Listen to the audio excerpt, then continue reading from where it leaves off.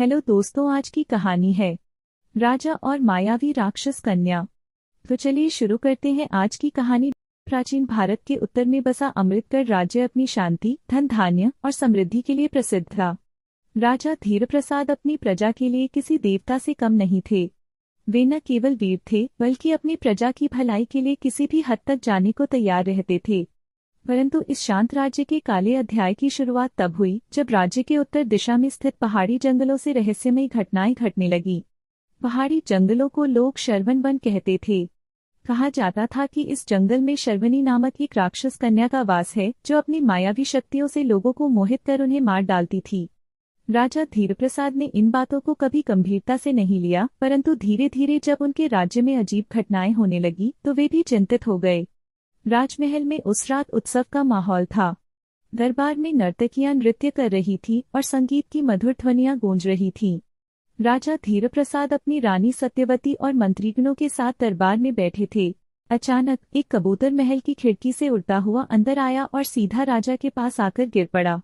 कबूतर सफेद रंग का था और उसके पंखों पर खून के निशान थे। राजा ने तुरंत उसे उठाया और अपने अंगरक्षक को पानी लाने का आदेश दिया। उस कबूतर की आंखों में अजीब सा भय था, जैसे वह कुछ कहना चाहता हो। तभी महल की मशालें बुझ गईं और दरबार में अंधकार छा गया। रानी सत्यवती भयभीत होकर राजा के करीब आ गईं।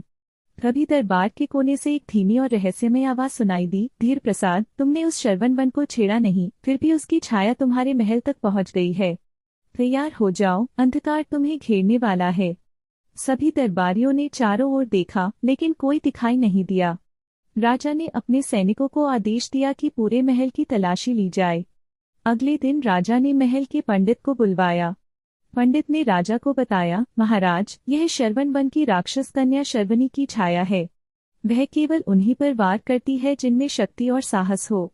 अगर आप उससे भिड़ने की सोच रहे हैं तो जान लीजिए यह आसान नहीं होगा।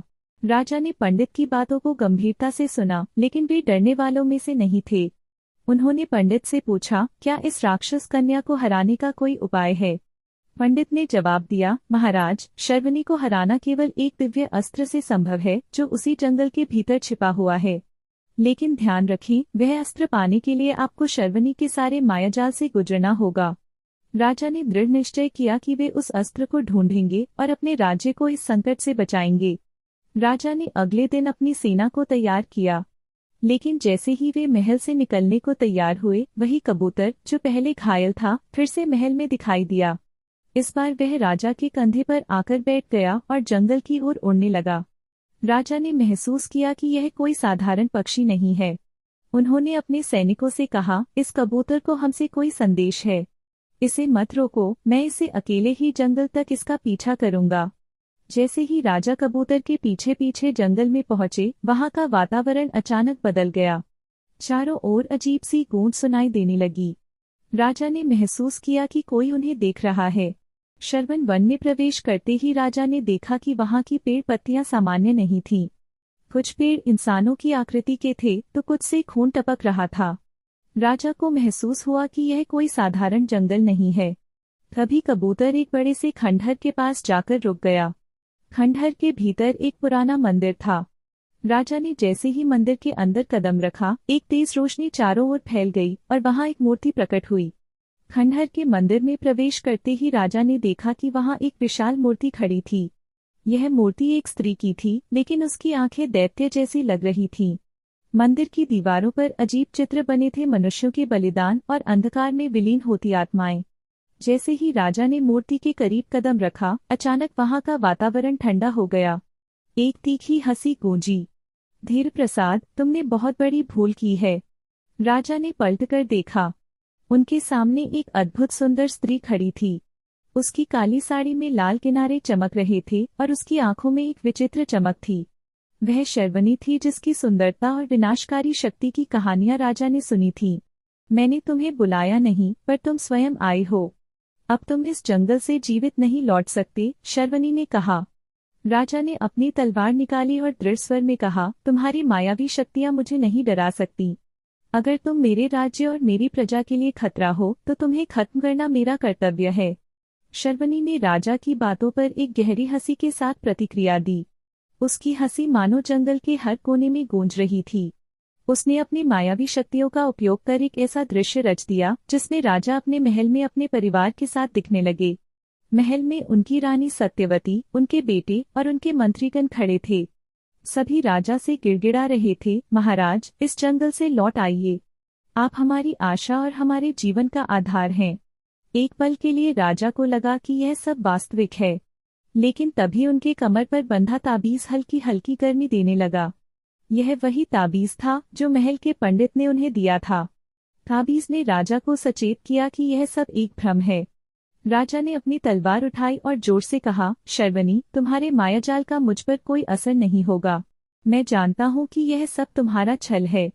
सामने आओ और मुझसे सीधा युद्ध करो। शर्वनी ने यह सुनकर गुस्से में अपनी आंखों से आग जैसी चमक बिखेरी। उसने कहा, तुमने मुझे ललकारा है, धीर प्रसाद। अब मैं तुम्हें अपनी सच्ची शक्ति दिखाऊंगी। भ्रम टूटने के बाद राजा ने देखा कि मंदिर के कोने में वही सफेद कबूतर बैठा था। वह लगातार एक गुप्त दरवाजे की ओर इशारा कर रहा था। राजा ने कबूतर की ओर ध्यान दिया और उस दरवाजे के पास गए। दरवाजे पर प्राचीन संस्कृत में लिखे श्लोक उकेरे गए थे। जैसे ही राजा ने दरवाजे को छुआ, वह अपने आप खुल गया। अंदर एक छोटा कक्ष था जिसमें एक दिव्य तीर रखा था। तीर की चमक से पूरा कमरा रोशन हो रहा था। राजा ने महसूस किया कि यही वह दिव्य अस्त्र है जो शर्वनी को हराने के लिए जरूरी है। लेकिन जैसे ही राजा ने तीर उठाया, शर्वनी वहां प्रकट हो गई। उसने क्रोध में कहा, तुमने मेरी शक्ति को चुनौती दी है। अब मैं तुम्हें यहाँ से जिंदा नहीं जाने दूंगी। शर्वनी ने अचानक अपना स्वरूप बदल लिया। उसका सुंदर चेहरा दैत्य जैसा हो गया। उसकी त्वचा काली हो गई, बाल बिखर गए और उसकी आंखों से लाल आग निकलने लगी। राजा ने अपनी तलवार उठाई और तीर को अपने धनुष में लगाया। दोनों के बीच भयानक युद्ध शुरू हो गया। शर्वनी ने अपनी मायावी शक्तियों से राजा पर हमला किया, लेकिन राजा ने अपनी वीरता और दृढ़ता से हर बार को नाकाम कर दिया। जब शर्वनी ने देखा कि राजा उसकी शक्तियों से प्रभावित नहीं हो रही, तो उसने अपनी पूरी ताकत एकत्र की और एक घातक जादू का प्रहार किया। यह जादू इतना शक्तिशाली था कि राजा को बचने का कोई उपाय नहीं दिखा। तभी सफेद कबूतर राजा और शर्वनी के बीच आ गया। उसने अपने छोटे से शरीर को राजा के बचाव के लिए ढाल बना लिया। जादू के प्रभाव से कबूतर के पंख चलने लगे, लेकिन उसने हार नहीं मानी। राजा ने इस बलिदान को देख अपनी पूरी ताकत लगाकर दिव्य तीर शर्वनी के हृदय में चला दिया। तीर लगते ही शर्वनी जोर से चीखी और धुएं में बदलकर हमेशा के लिए गायब हो गई। शर्वनी के अंत के साथ ही जंगल का सारा अंधकार गायब हो गया। मंदिर की दीवारें फिर से सामान्य हो गईं और वहां की हवा में एक अनोखी शांति छा गई। सफेद कबूतर ने राजा की ओर देखा और अपनी अंतिम सांसें लेते हुए शांतिपूर्वक आंखें मूंद लीं। राजा ने कबूतर को श्रद्धांजलि दी और उसे जंगल के बीचों बीच सम्मानपूर्वक दफनाया। राजा धीरप्रसाद अमृतगढ़ लौटे और अपनी प्रजा को इस भय से मुक्त होने की खबर सुनाई। उन्होंने दिव्य तीर को महल के गर्भगृह में सुरक्षित रखवाया और कबूतर की वीरता की कहानी को हर जगह प्रचारित किया। यह कहानी केवल एक राजा और एक राक्षस कन्या की नहीं थी। यह साहस, निष्ठा और बलिदान की एक गाथा थी जो यह सिखाती है कि सच्चे साहसी और सच्चे साथी कभी हार नहीं मानते। तो दोस्तों, आपको आज की यह कहानी कैसी लगी? अपनी राय हमें कमेंट बॉक्स में जरूर दीजिए। साथ ही वीडियो को लाइक और शेयर भी करें। फिर से मिलेंगे अगली ऐसी ही एक नई कहानी के साथ। तब तक के लिए बाय।